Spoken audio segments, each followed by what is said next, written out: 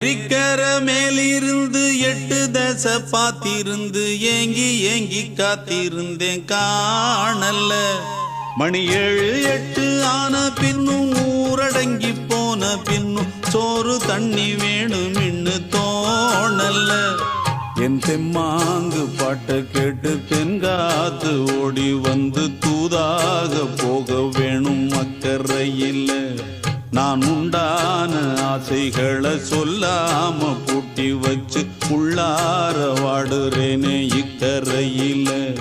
நான் ஏறிக்கிற மேலிருந்து 8 தசை பாத்திருந்து ஏங்கி ஏங்கி காத்திருந்தேன் காணல்ல.